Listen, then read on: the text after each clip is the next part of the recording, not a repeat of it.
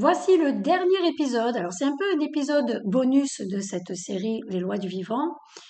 Je vais reprendre le même titre que l'épisode de podcast que j'avais fait sur mon podcast à la quête du soi. C'est le jour où j'ai arrêté de manger la mort. D'ailleurs, vous le retrouverez dessous puisque je voulais rajouter. Pour ceux qui ne l'ont pas écouté, je vous invite à le faire puisque je partage pas mal d'informations. Vous savez, il y a un moment dans ta vie où tu peux plus faire semblant, c'est un moment où tu peux plus ignorer ce que tu ressens. C'est un moment où quelque chose en toi bascule. Et pour moi, ce moment-là, ça a été quand j'ai compris une chose simple, mais que personne ne m'avait jamais vraiment expliqué, hein, puisqu'on n'a pas été conditionné comme ça. C'est que j'étais pas en train de me nourrir, j'étais en train de consommer la mort. Et ça change tout parce que tant que tu mets des mots normaux sur ce que tu fais, tu ne vois pas. On te parle, on te parle de viande, on te parle de protéines, on te parle de nutrition. On a les publicités qui sont là pour ça, les affiches chez les médecins, enfin bref. Mais on te parle jamais de ce que c'est réellement. Un corps, une vie, une énergie interrompue et surtout une vibration. Parce que ce que tu manges devient ce que tu es. Et ça, c'est important de le comprendre. Ton corps n'est pas séparé de ce que tu consommes. Ce que tu manges ne fait pas que nourrir ton corps, parce que ça nourrit ton énergie. Et là, je te ramène à l'échelle émotionnelle que tu as dans le workbook interactif. Et quand tu manges quelque chose qui n'est pas bon pour toi, c'est une énergie basse que tu manges. Ça influence aussi ton mental et ça impacte tes émotions et ton évolution. Et ça, c'est totalement logique, sans parler que forcément, t'es pas en santé, quoi. Parce que ton corps transforme ce que tu lui donnes. Donc, si tu lui donnes du vivant, il s'élève. Si tu lui donnes de la mort, il ralentit. Et ça, tu peux le ressentir. Il n'y a pas besoin de théorie ou de trucs perchés, hein. Regarde simplement. Après un repas lourd, animal transformé, tu te sens comment? Tu es fatigué, tu es dans de la lenteur et la digestion est difficile. Après un repas vivant, léger et naturel, tu as une énergie haute, débordante, de la clarté et de la fluidité. Et quand on mange des repas vivants, on ne prend pas de poids. Pourquoi tout ça? Parce que ton corps, il te parle. L'énergie de ce que tu consommes, euh, elle porte pas simplement des nutriments, hein. Ça porte une information. Ça porte une énergie, ça porte un état.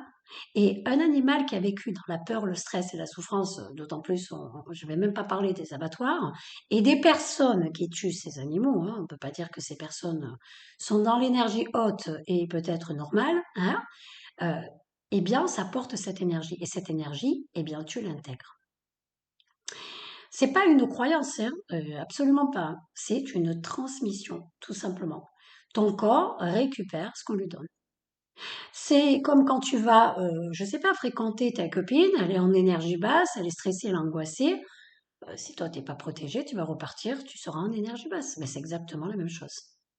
Et après, ça t'étonne d'être fatigué, d'être malade, d'avoir des symptômes, d'être irritable, d'être lourd, d'être déconnecté. Et je dirais surtout de pas évoluer dans ta vie. Et oui, parce que ça joue aussi.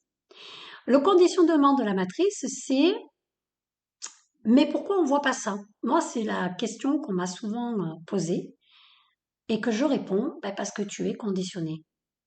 Ah, moi aussi, j'ai mangé de la viande. Moi aussi, j'étais conditionnée. On a la dinde à Noël, les grillades l'été, bref. Depuis petit, on t'a appris que c'était normal, c'est nécessaire, c'était indispensable. Parce que c'est bon, parce que tu auras des protéines. Et alors, le lait de vache, pour les dents, je n'en parle même pas. Vive le calcium. Et on t'a jamais appris à remettre en question. En fait, on a toujours fonctionné sans se poser de questions. Parce que la matrice fonctionne comme ça. Elle banalise, elle normalise, elle répète.